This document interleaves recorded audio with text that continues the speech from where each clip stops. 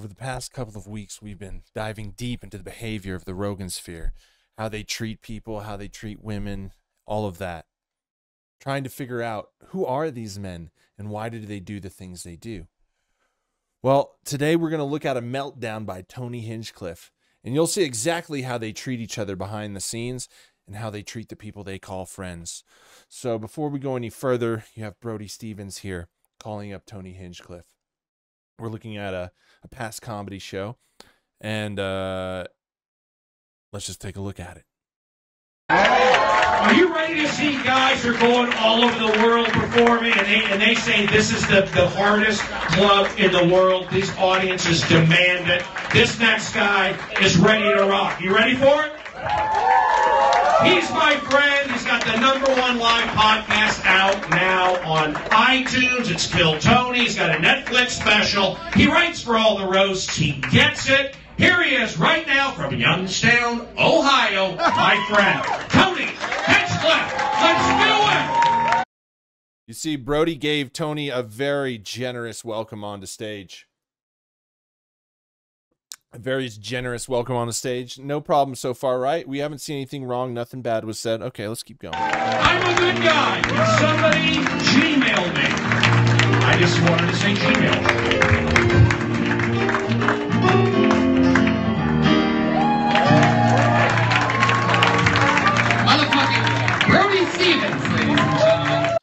Tony's returning the favor, getting a round of applause for Brody on the way out. You can do better than that. It's Brody Stevens. You just watched a modern day Andy Kaufman. A fucking genius. You got it. Yes. Get out of here. If you didn't catch that, Tony said, "Get out of here." There he goes. One more time for Brody, everybody. Hold I'm on. excited about things, people. I'm excited to be here. I'm getting out of here. Excuse me. Oh, okay. There he goes, everybody. One more time for Brody Stevens, everyone. There he goes on his Periscope filming at the Comedy Store. Well, maybe I won't get out of here. Oh, okay. And I'll hang in here and put negative energy. Oh, okay. You put it on me, I'll put it on you. Okay, Brody. Enjoy, Tony. Thanks. There he goes. He actually... Well, that's not going to be a fun set. It seems that Tony telling him to get out of here had offended Brody Stevens. And you see that it just quickly dissolves in the store, in the showroom there. And left after all that. Brody Stevens, everybody. There it is. What's up? What's up? Go, man. Thanks, I feel like 8 times. I appreciate it. Thanks, pal.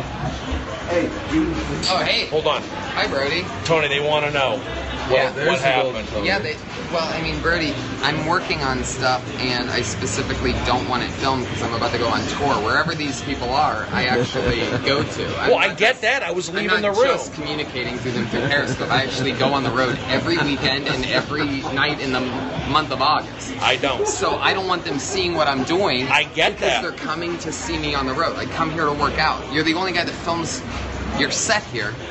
So...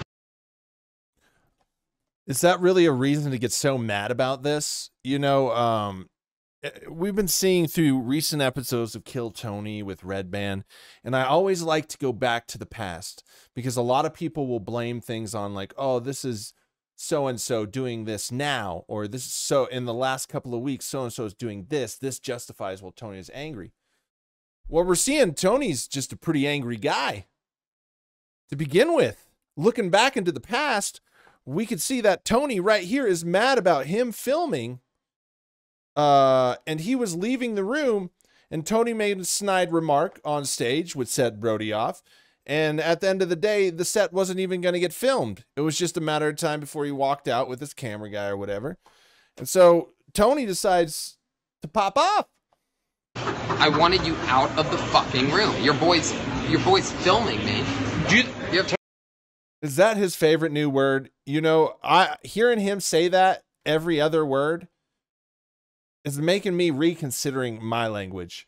Or maybe he just says effing like a dagger being jabbed into your heart. it's intense. I'm reconsidering how I speak the English language because of how much Tony Hinchcliffe says that. Effing yes. It's just insane. They're calling these people role models? Do we film your material? When do I ever film somebody's material? My material is what I'm doing, and you just filmed it on stage. And I don't have a problem I with was it, walking out.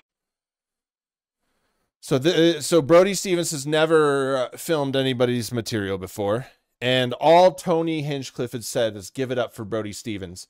Now, is that a part of your act? Are you arguing that is part of your act? I would argue you wouldn't. Isn't part of your act. I think that's just a courtesy that you do, probably with all comics, you know, or bringing people on stage. You usually, you know, give a round of applause to the guy walking off. You know what I mean? I think Tony's just angry. You know, I've been trying to figure out Tony, and I have to go back and look at old stuff. You know, he's hiding his old special. He's hiding a lot of his past because we can connect it to his present, which is terrifying. The monster he's turning into. You just, you know, he's got Red Band in a cage, just throwing a metal ball of water and dog food, only letting him out at night for 30 minutes in Tony's backyard. I was walking out. You know where Tony's backyard is? Lady Bird Lake. You're Brody, and I dismissed you, and you should... You dismissed me? What are you, my fucking teacher? Yeah. No. I am. Tony, you're out of line. Okay, walk away, Brody. I guess we're not... Oh, come back. Come back then. Okay. Go ramble to your followers. So, Tony, but walk away from me. So, Tony, you're telling me, I film my set all the time. I've never had somebody get out say... of the room after you bring up the next guy. Get out of the room. Didn't I get out of the room? I was leaving. I was leaving. And I was telling you to leave. And then, don't fucking tell me to leave. Then just leave. No. Or don't film your set. You're not filming. Tony, you see, they say Tony is one of the best roasters in the world. He is terrible at arguments. If only Brody Stevens was a better arguer himself, this would have been an easy one to shut down. You know, just Tony's just being a diva is what's happening. Nothing really happened. He got called out for being rude on stage, and that offended Tony. So now Tony is taking interest in fighting against him. The only reason Tony is upset here is because he made a snarky remark, and he thinks he's allowed to make these snarky remarks, and nobody's going to do it. Brody Stevens stood up to him. It's like literally another 10 seconds, he would have been out already and in the hall, and you could have just went on with your set.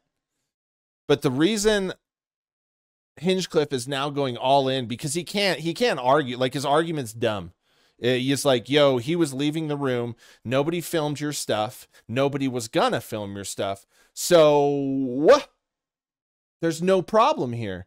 The problem is Tony Hinchcliffe's have an ego, and he's like a little weasel. And, you know, and he's just clinging on to this because he fuels off of this negative energy. You can't tell me. I didn't film your set. Yes, you did. Tell me if they heard one of your fucking jokes. Yeah, they did. No, they didn't. Yeah, you don't even know it, but they did.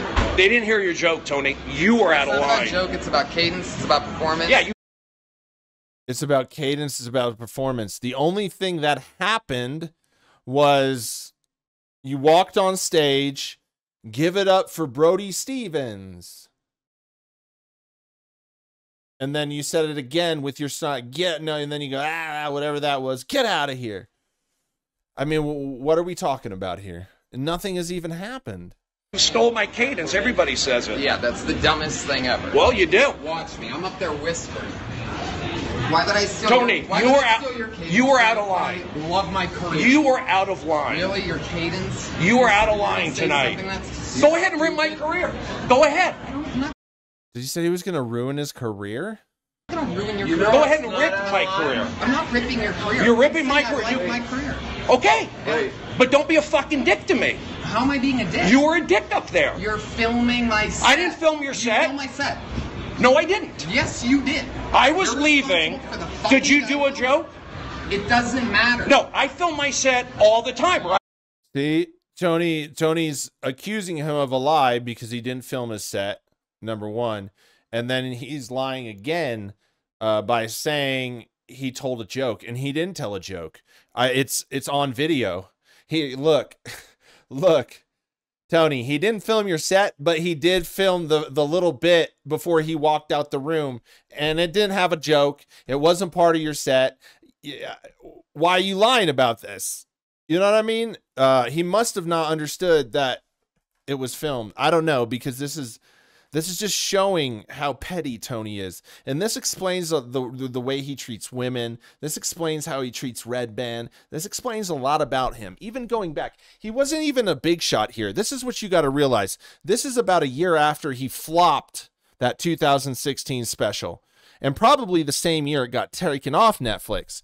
So Tony Hinge whatever is not this big dude, you know? And even as a little small fry right now, he has killed Tony, but like, it's, you know, he's nothing compared to what he is now. And that little bit of Kill Tony fame has gotten to his head, and he thinks, you know, this guy Brody that's been here for a long time, you know, like, what are we doing here? It's just who Hinchcliffe is. And I think, you know, if I'm going to make some predictions, when you act like that, you can only get away with it for so long, and then you'll have a downfall. Ask me how I know. I've gotten in my ego in my day, and boy, oh boy, it smacks you in the face. It just smacks you in the face. And the reality of just like living in your ego, you just shouldn't do it. You should just be yourself. You know, if you have to work with people, just kind of be nice to them as much as you can, you know, get through the day and realize you've got a life outside of work. And these guys are now making their working environment a terrible place. It all comes back to work, because that seems to be all that we do. That's another sad reality. But Tony Hinchcliffe lying out of his pants here. Lying out of his pants. How come you're the guy who says it? Why are you the guy? Because you didn't leave the fucking room. I was leaving the room. And then you said, get the fuck out of here. Fuck you, Tony. Yeah, fuck you. Nobody likes you. I don't care. Well, then you know what? Never needed them. Whoa. Woo, woo. That's the sound of the friend police. And they just came in and said, woot, woot, nobody likes you. Ouch. I mean, I could imagine. So are we finding out that these friendships that they all claim to have, really it's just business? Because even back here, I think this is 2017, even back in 2017, people didn't like Tony Hinchcliffe. And that's 7 years later, and people still don't. You know, Red Band doesn't like Tony Hinchcliffe. I just think it's all pretend, folks. Nothing's the truth that they show you. We live in the Matrix, and this is terrible. And is ice cream real? Can that be real? What is not a lie is the question, folks. Oh, I'm pissed now. Yeah, you're negative as fuck. I'm negative? Yeah, that's like people don't want to work with you. You were being a prick. You were a prick. Baby. I'll whine to Adam? Yeah, Will, you're whining to everybody. You're whining right now. You're a fucking baby. You should have gotten out of the room. You can't fill people's sets here. Tony. You can't fill people's sets here. Tony, what are you're funny? What are your TV credits? What are your TV credits? Is this some like Hollywood thing? What show was you on? You know, well, it's kind of interesting, and then look into another world. What are your credits? Broken system. What are your TV credits? What are your Netflix What movies credits? have you been in? Nothing. You've been in no movies. You've been in no movies. Zero. You've never been on TV. Since I started. You've never been on TV. Whoa, did you hear that? Tony said, you've been a joke since I started. Ouch. The Rogan sphere ain't what it seems, huh? This is just something. Tony, here's the thing. What I'm trying to show you guys and showing you this video is Tony has now, I assume, this ruined a friendship for a period of time, if not forever. I don't know. But it shows you that Tony is willing to destroy things for a lie. Tony's position is all a lie.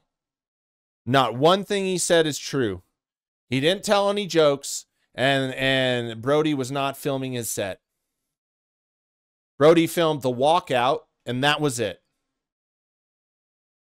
I am sorry, but Tony will go to bat for lies, and Tony will go to bat so he doesn't have to be wrong because he first chose to make a snarky remark which caused all this. Tony is petty. He is willing to go to war and destroy things over anything. That is why you see him get on the mic and kill Tony and go, "Oh, he's so stupid.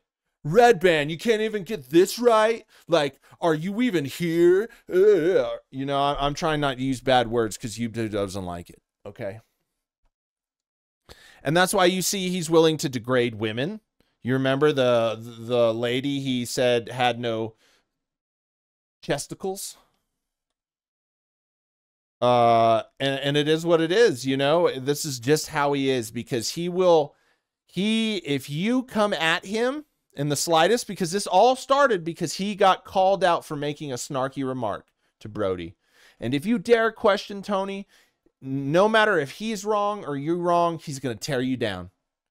He's already mentioned ruining his career. He's always saying he's a joke. His system is terrible. And we're not saying Brody's in the right here, you know, in this situation. But I'm just not going to speak for Brody because he's no longer here. Never been on TV. Yes, You've I never have, been you in a dumb movie. fuck. You did warm You've up. never done a You movie. did warm up for the show I was on, you fuck. Tony, you have. You see, he's calling him a dumb beep and a beep.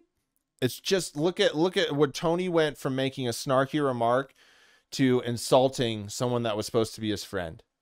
Zero TV credits. For shows like Zero. You've done nothing. Zero. Tony, you're not funny. You are not funny. You're not funny. Hey man, I just got to bring up another point. Even back then, people knew they weren't funny. How did the society fall for this and make them even more popular?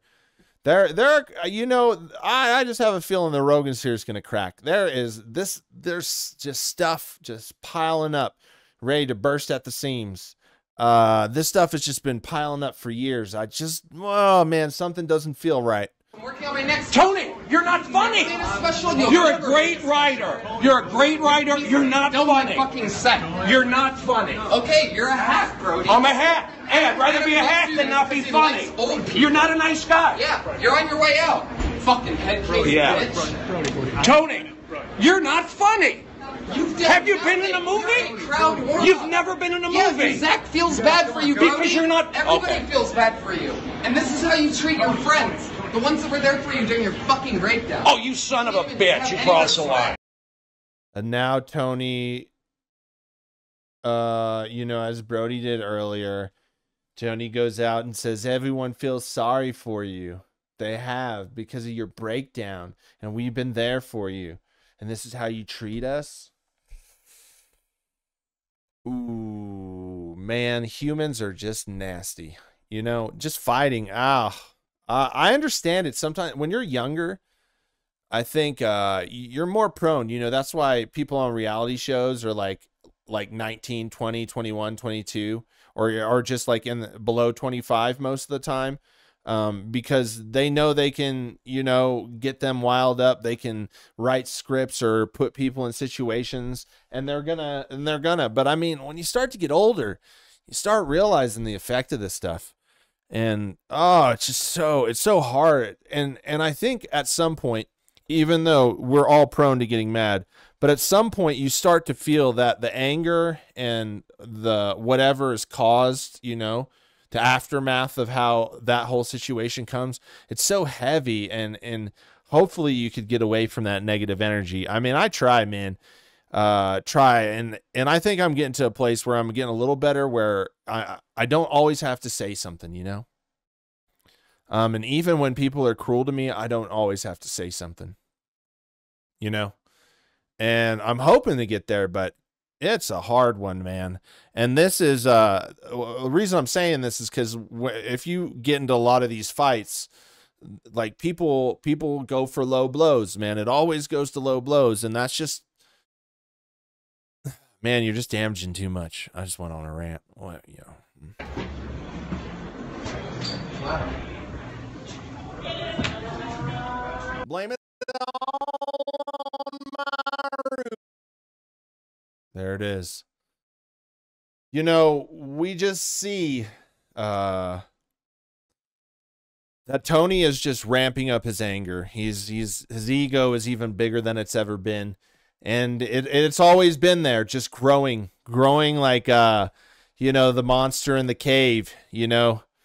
It takes 50 years to grow, and then when it comes out, it's nasty. And I think this is explaining a lot of his outbursts and his craziness in today's Kill Tony world. He just seems to be getting meaner and meaner and meaner. And you would think the more you got successful and the more money, like the easier life would be.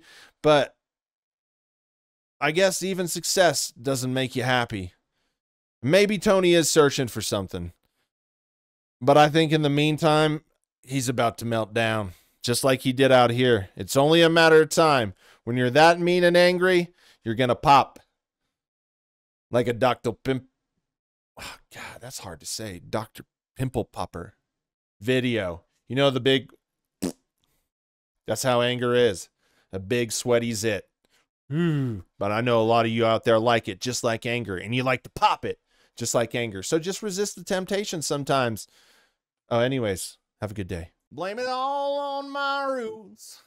Showed up in boots and ruined your black tie affair.